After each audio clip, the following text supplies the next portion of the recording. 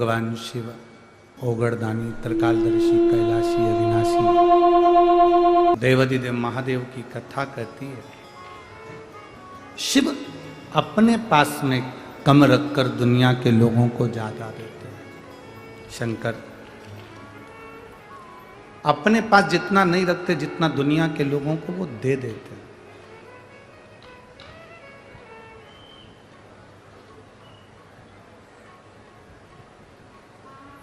एक बात बताओ जरा,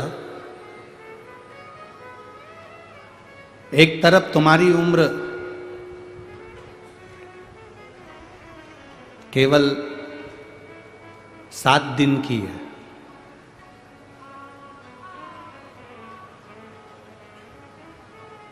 सात दिन बाद मरना है,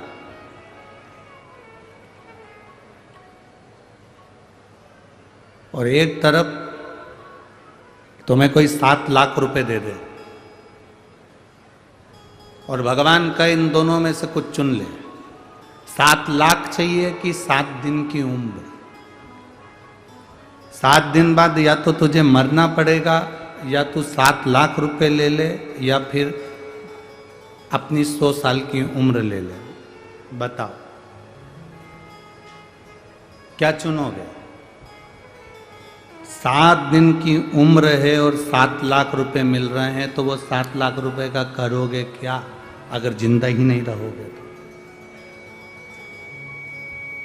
अगर जीवित ही नहीं रहे, ये शरीर ही नहीं रहा, तो फिर वो उम्र का क्या करोगे आप? उस उम्र से क्या मतलब? 7 लाख से क्या मतलब?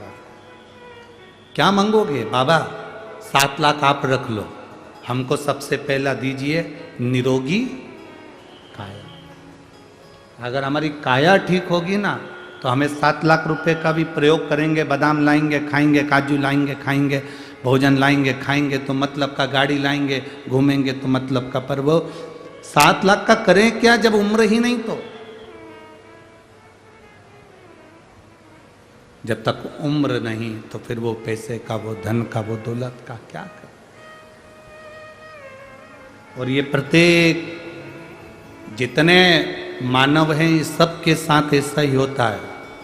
सवेरे 8 बजे से लेकर शाम के 8 बजे तक, रात्रि के 9 बजे तक दुकान पर बैठा बैठा बैठा बैठा बैठा कमाया कमाया कमाया कमाया कमाया, कमर में डिस्क की प्रॉब्लम हो गई, शुगर बीपी, क्योंकि समय पर भोजन नहीं करता तो शुगर बीपी का भी थोड़ा सा तकलीफ हो गया, और आँखों की ज्योति भी बेकार हो गई, श्रवण शक्ति बेकार हो गई, मानसिक थोड़ा सा याददाश्त कमजोर पड़ गई, शरीर ढलता गया ढलता गया ढलता गया ढलता गया।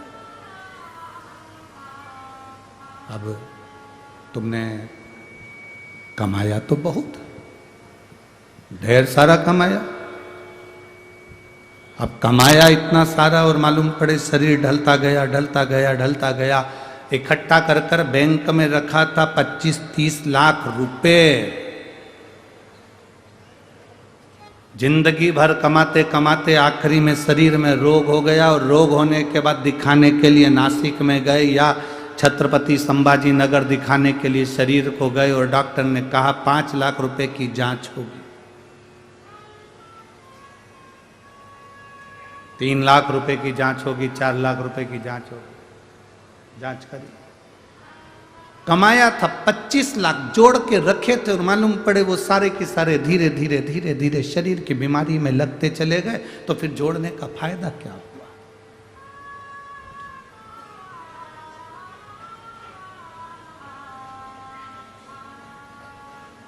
मधुमक्खी देखी है?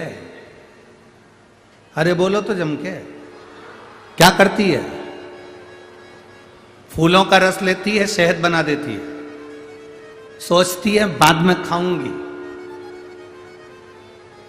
बस शहद पक जाए बाद में खाऊंगी, शहद पक जाए बाद में खाऊंगी, मेरा अपना है, मेरे लिए, मेरे बच्चों के लिए, मेरा है।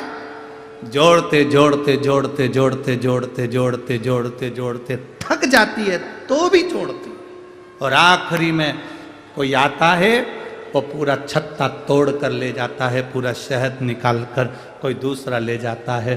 बस मधुमक्खी की तरह हमारी जिंदगी है, जोड़ते जोड़ते जोड़ते जोड़ते जोड़ते जोड़ते इकट्ठा कर आखिरी में सब गया।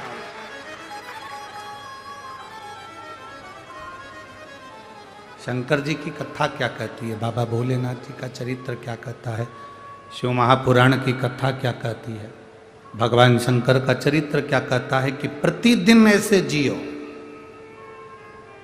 रोज की जिंदगी तुम्हारी ऐसी जियो, प्रतिदिन की जिंदगी तुम्हारी ऐसी जियो कि कल आएगा कि नहीं आएगा पता नहीं है, आज ही फुल एंजॉय में जीना है, फुल एंजॉय। अलमारी में साड़ियां भरी पड़ी हुई है और घर में साड़ी ऐसी पहन रहे हो कि पूरे छीतड़ा छीतड़ा निकल रहा है। तुमसे अच्छी तो रोज पोछा लगाने झाड़ू लगाने जो आती है ना, ऐसी टिपटाप होकर आती।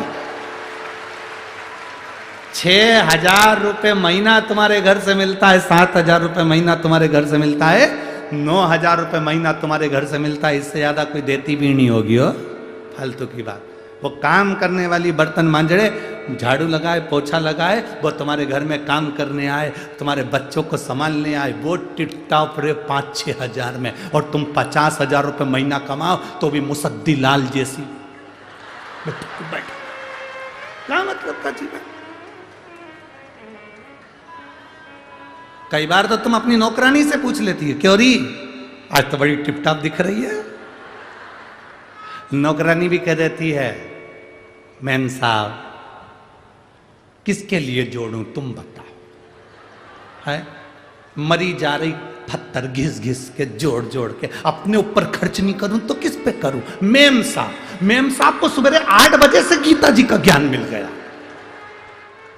और स्वयं सामने गीता खड़ी ज्ञान भी दे रही, तो भी मेम साहब की शुद्ध नहीं, वो ही निकाल ली, वो ही पहन ली, अलमारियों में जमी है, देवर के लड़के की शादी होगी तब ये वाली पहनूंगी, उससे पहले निपट गई तो कौन भरोसा।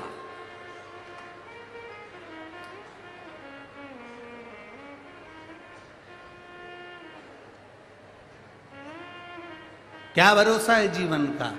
साथ देती नहीं ये किसी,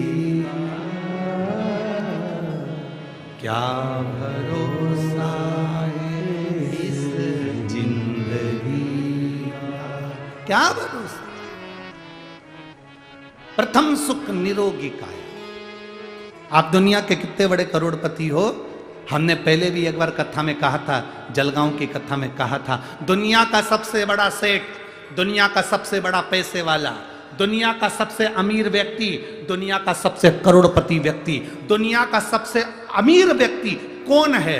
तो हमने जलगांव की कथा में कहा था, दुनिया का सबसे बड़ा सेठ वो है जिसके सोने वाले कमरे में, जिसके बेडरूम में कोई दवाई नहीं है, वो दुनिया का सबसे बड़ा सेठ है।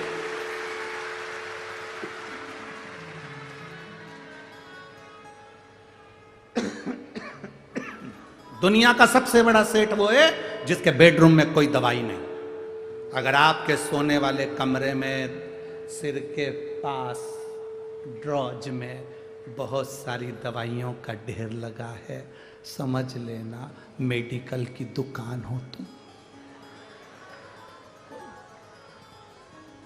कोई कुछ नहीं कर रहे तुम, सिर के पास में बहुत सारी दवाइयाँ, नींद की 2-3 गोली लेना पड़ती है, थायराइड की गोली लेना पड़ती, बीपी की गोली लेना पड़ती, शुगर का इंसुलिन लेना पड़ता। और काय के लिए तुम, हमें तो लगता है तुम केवल तिजोरी में जो धन रखा है उसकी चौकीदारी कर कर के मर जाओगे और उसका भोग नहीं कर पाओगे, उसका भोग नहीं कर सकते। अपने धन का, अपने पद का, अपनी कुर्सी का सदुपयोग करो, जैसे ये सांसद जी ने अपनी कुर्सी का सदुपयोग करा और आज ये शिव महापुराण की कथा करवाई।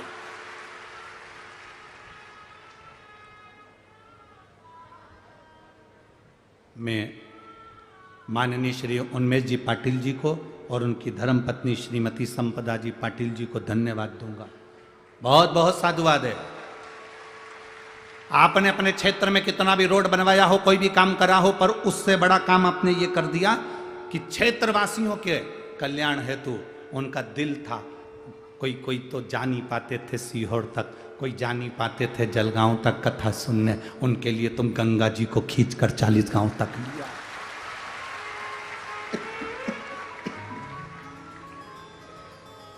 ये शिव कथा है, ये शंकर की उदारता, ये शिव महापुराण तत्व सुख देने वाला।